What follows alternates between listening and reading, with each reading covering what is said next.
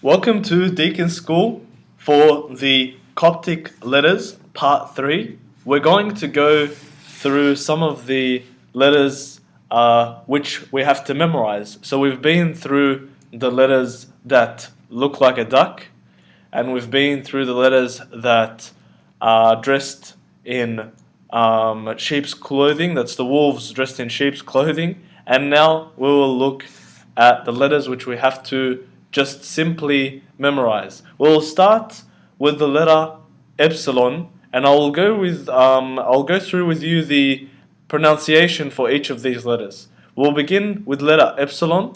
Epsilon is pronounced as E, so E as in did, so E as in did. So, for example, it's also pronounced as V when it comes after the alpha. For example, when we say of, we say of. Another example is if. So when it comes after the letter A, it's pronounced as if. Another example is the letter U. So like we saw in the letter U or U, which means glory, the epsilon coming after the O is pronounced as U. Uwi. This is pronounced as uwi. So O, epsilon, iota is pronounced as uwi. Uwi. And we are all familiar with this word. It is owe, which means one. Owe, isnav, shumt, f2. These are all the numbers of the Coptic language. So owe means one. Our next letter is delta. Delta is pronounced as D, as in David. So when you have a name, D, it's pronounced as like David. It's also pronounced as a soft TH, like this. So for example, you have this, and you also have in Coptic, Deacon. So this and Deacon. And there's many other cases as well. Our next letter is Lavla. Lavla. The letter Lavla is pronounced as L as in lamp. It's a very simple letter. It's L as in lamp. Our next letter is P. P. P is pronounced as the letter P in English, as in pie. Our next letter is Fe. Fe. This is pronounced as F in English, as in the word feather. Our next letter is Xe. Xe. Xe is pronounced as X in English, as in the word axe. Our next letter is Epsi. So before it was Xe, now we are going through the letter Epsi. Epsi. Epsi has the pronunciation PS. PS. So it's ps. So it's Epsi. Epsi. Our next letter is Shai. Shai is pronounced as SH as in shake. SH as in shake. So it has the pronunciation sh. Our next letter is Phi. Phi is pronounced as F as in fan. F as in fan. Our next letter is Chai. Chai has the pronunciation KH. And we've noticed that many of the other Coptic letters as well have a similar pronunciation. For example, the letter Ki can have the pronunciation KH. The letter Chai has the pronunciation KH as well, and it is pronounced as Ch. Our next letter is Hori. Hori. This letter is pronounced as H in English. So for the word house, H as in house. Our next letter is Chima. Chima.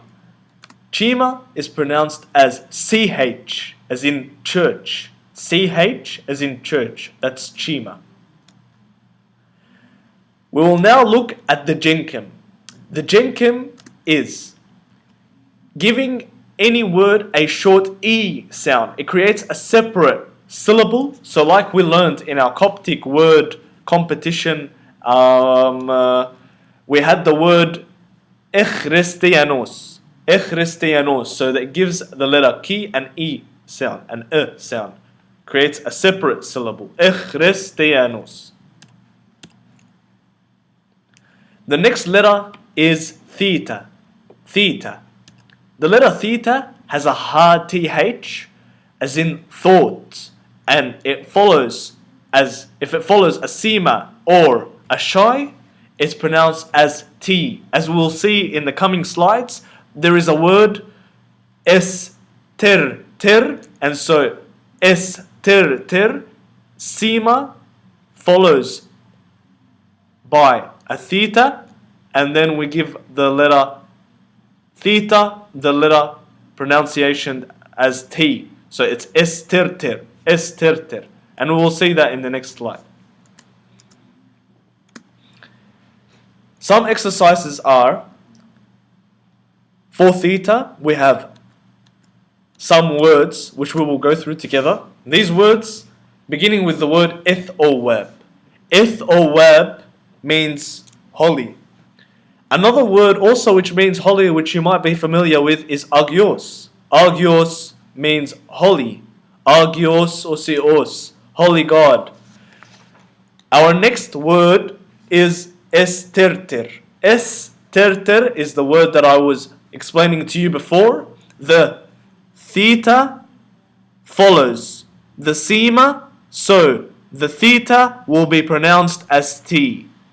The theta follows the sima, so the theta will be pronounced as T. So esterter, which means to tremble. Our next word and final word, which is an exercise for you, is estoinofi. Estoinofi. So again, it is pronounced as T. Estoinofi, which means incense. Our next letter is ghamma, and we are just going to go through some rules for the letter ghamma. It is generally pronounced as GH. However, it has two other pronunciations. The first pronunciation is G. G as in go. So go, when also followed by four letters which are E or A, eta, iota, and epsilon. So for example, we say in agios osios, we say towards the end, gennetis, not gennetis, we say gennetis. So it's pronounced as g, as in go. N as in no is the next pronunciation, when followed by gamma, kappa, exi, and ki. So we have the word angelos. That is when we have two ghammas. One ghamma following the first ghamma. So we have angelos. So the first ghamma is pronounced as the N. The second ghamma is pronounced as the G. So it's angelos. Some exercises that we will go through for some words. These words, I will go through the pronunciations and their meanings. Our first word is ghar. Ghar means for or because. Genesis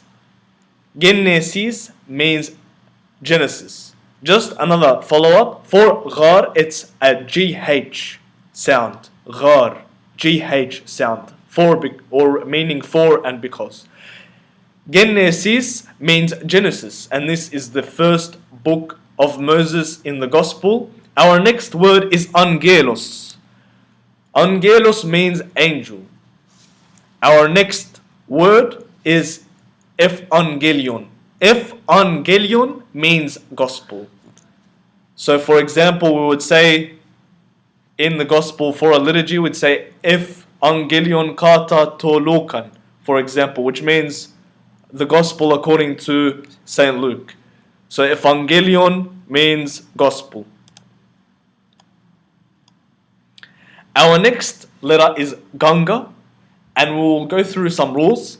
It is pronounced as J, as in jungle in English, when it is followed by the letters A, Eta, and Yota. Otherwise, it is normally pronounced as G, as in go. Some exceptions for the letter Ganga are, we have the word Jij, so Jij meaning hand. Our next word is Jik, which means perfect. Our next word is Gom, which also means power. Finally, we have come to our conclusion, and we will go through some of the other Coptic letters with you, and God willing, we will see you soon. We thank you from Deacon School, and we hope to see you again soon. Thank you.